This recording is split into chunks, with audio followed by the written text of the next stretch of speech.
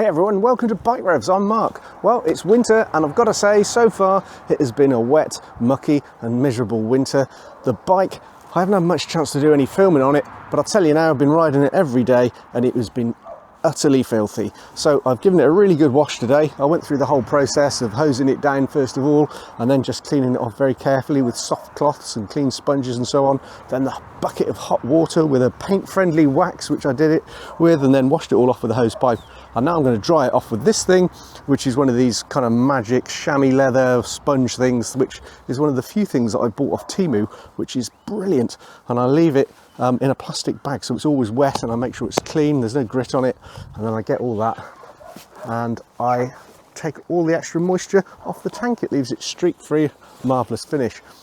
Now I would show you that whole process, but I've done it before with my old bike, and I've got to tell you, the internet is a cruel mistress when it comes to bike cleaning videos, so I don't think I'll do that again. Anyway, whilst I was doing this, I was thinking about one area of the bike which I generally haven't had a look at. In fact, I haven't looked at it at all on this one, so I think I'm going to do that now. So if you come around to the front with me. Okay, just here at the front of where the chain is obviously the front sprocket with this front sprocket cover. Now the chain is covered in grease and oil and all the nastiness from the roads and even the wet. And of course, when it goes around this very tight apex, it flicks all of the grime and the oil and whatever else is on it onto the inside of this sprocket cover.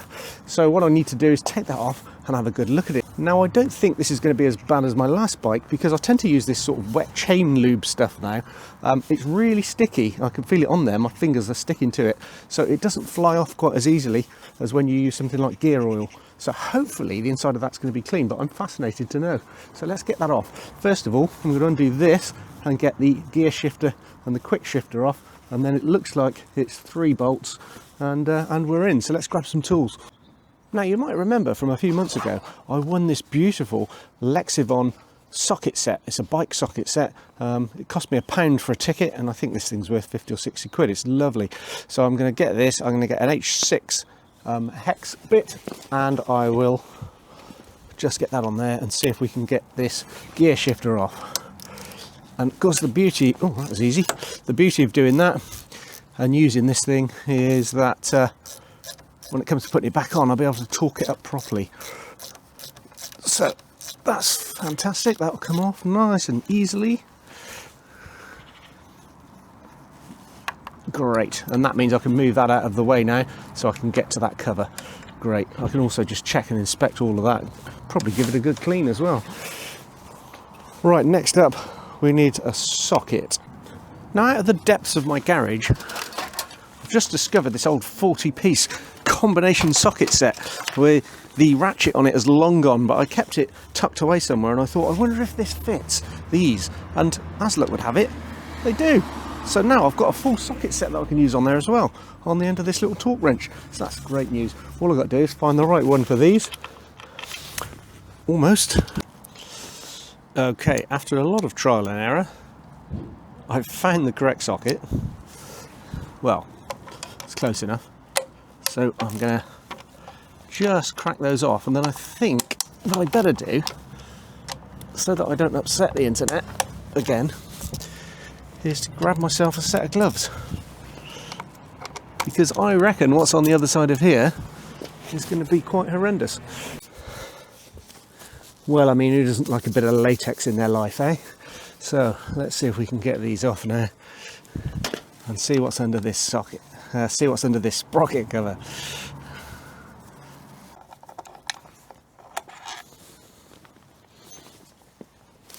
Now let's be honest, it doesn't matter too much what it's like under here if it is dirty, but it is just nice to know. So let's get that off there.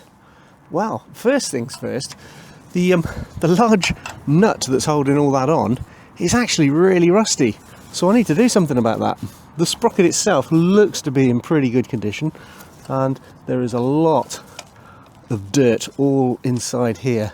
I think I'm going to have to get in there with a bit of a stiff brush maybe, and some sort of liquid just to get rid of all of that. Probably some kerosene. And this, oh yeah, there we go, look. Look at that. There's the extreme close-up. It is thick with this horrible mucky stuff. So that was worth doing. So let's get that cleaned up. Let's get that cleaned up and all around there. And like I say, it won't make any difference to the bike, but I'll feel a lot better about it.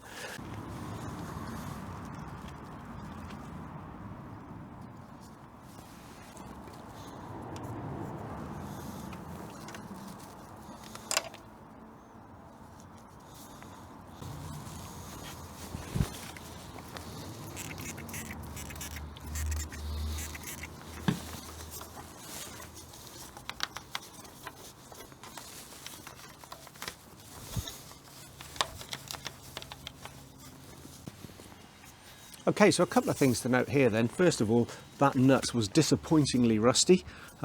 Most of the gunk and nastiness came out with a spray of this stuff, kerosene or paraffin as we call it in the UK. That just makes it all sort of turn to a liquid. And then I got in there with a towel and the sharp end of a screwdriver and I managed to get most of it out. So it's looking really good in there. What I'm going to do is put some of my spray oil onto this nut to hopefully it will stick on there and stop that going any more rusty. Now, one of the other things I wanted to point out whilst I'm in here, this quick shifter, which are notoriously bad on this bike, and this one started to fail. So you might remember from a previous video I put heat shield all the way up the cable on that quick shifter, and it hasn't missed a beat since. It's been perfect. So you know, it's definitely worth a try. If you've got a quick shifter that's playing up, I used it all through the heat of the summer and no problem whatsoever. So yeah, a bit of heat shield on there just did the job.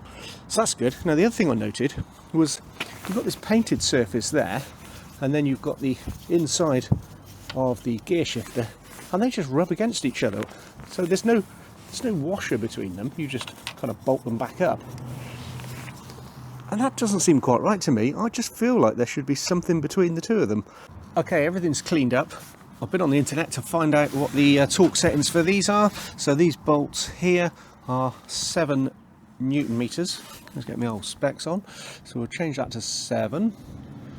And we'll hopefully get those done up to the right torque. That seems about right from when I undid them.